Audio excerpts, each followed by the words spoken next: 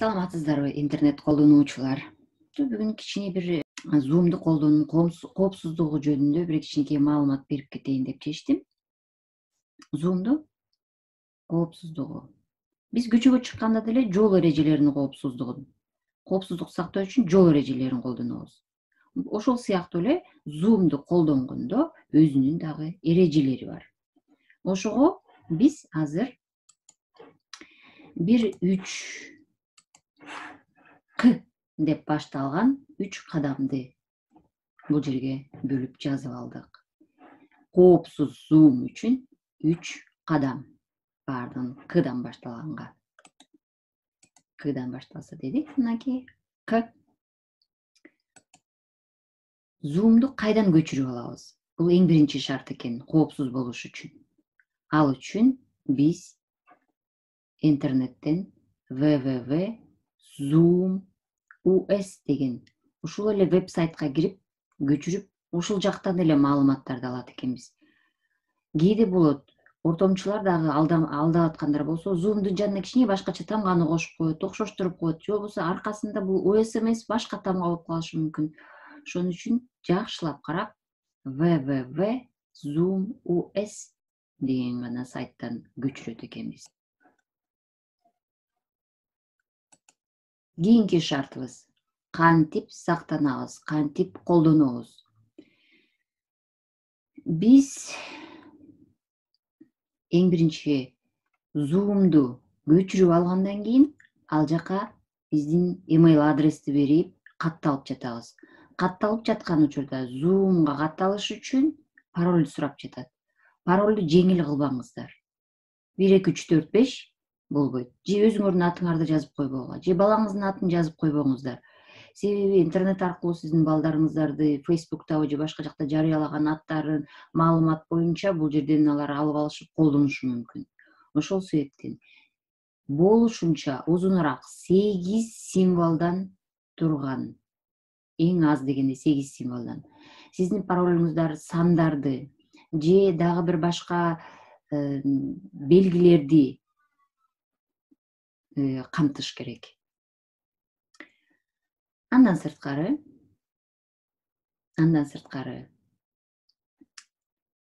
силер окуучуларды өзүңөргө чакыраардан мурда сөзсүз түрдө, эгерде бул ID номериңерди бергенде, аларга сөзсүз дебесем дагы Zoom'ду көчүрүп алып жатканда күтүп турган комната дегени болот. Ошол жерге биринчи адамдарды киргизип, кимди киргизесиңер, кимди киргизбейсиңер, ким катталды сиздин конференцияңызга көрөсүз дагы, сиз тааныган адамдарды киргизип аласыз. Ошол мүмкүнчүлүк дагы бар. Дагы бир катышуучуларды чакыруу. Силер окуучуларды же сабакка, же бул конференцияларга ишканалар катышуучуларды чакыраарда ID бересиңер. Көбүнчө биз ал үчүн шилтемени жөнөтүп коебуз. Шилтеме менен алар пароль жок эле түздөн түз өзүңөрдүн конференцияңарга катышууга мүмкүнчүлүк алышат. Ошол себептен мүмкүн болушунча өзүңөрдө телефондон болсо ортосунда ID номери жазылып турат, болбосо компьютерден болсо сол жакта үстүндө кичинекей жашыл кулпучанын жанында кичинекей I деген жазууну бассаңар ошол жерден номерлер чыгат. ID номер, анан пароль чыгат. Ошону группага берип, силер каалаган адамдарды гана кошуп аласыңар. Болгону ошол. Дагы бир айта кетчү кеңештерибиз бар. Бир кеңеш. Биринчи кеңеш. Email адрести өзүңөр гана тааныган адамдарга бересиздер. Жакшы тааныш адамдарга баарына эле таратып берип болбойт. Алар кандай максат менен сиздин имейлиңизди колдонот, сиз билбейсиз. Ошол себептен баарына тарата берүүдөн баш тартыңыз. Эгерде сиздердин имейл адресиңиздерге коопсуз эмес, сиз ишенбеген же бир кандайдыр бир коопсуз маалыматтарды камтыган имейлдер келсе, ачпаңыздар. Аларга тиркеме аркылуу дагы кошуп коюшу мүмкүн. Ал тиркемелерди ачпаңыздар. ошол жерлерде вирус болушу мүмкүн, ошол жерлерде сизге карама каршы колдончу файлдар болушу мүмкүн.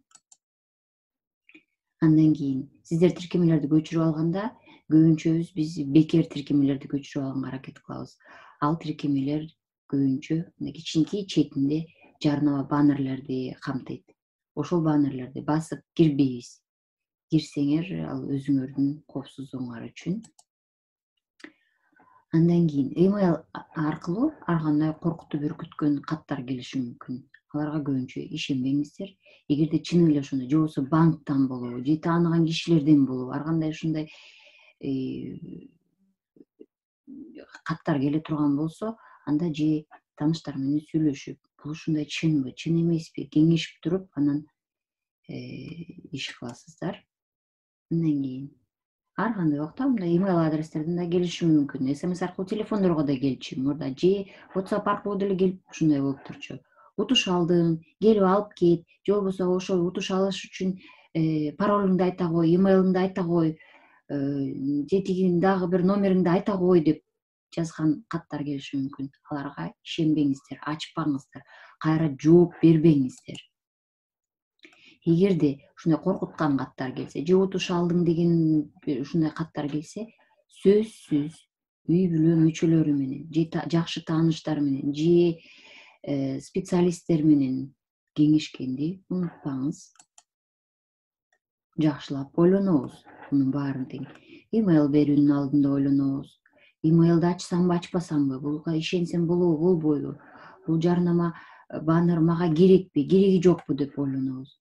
Бул коркутканга мен эмне кылдым эле, чын эле ушундай болду беле, ошону ойлонуп, шашылыш түрдө бир чечимге келбеңиздер. Утуш алдым десе, бул каяка катыштым беле, мен даны бердим беле, бул чынбы, чын эмеспи деп башкалар менен кеңешип ойлонуш керек. Андан сырткары, эгерде дагы бир маалыматтар керек болсо, интернет аркылуу ошол чынбы, чын эмеспи, Google аркылуу көп суроолорду берип билип алсаңыздар болот. Бүгүнкү берекетчүү кеңешим ушул болду. Кийинки жолугушканга чейин сак саламатта туруңуздар. Дагы башка видеолордон жолукканга чейин.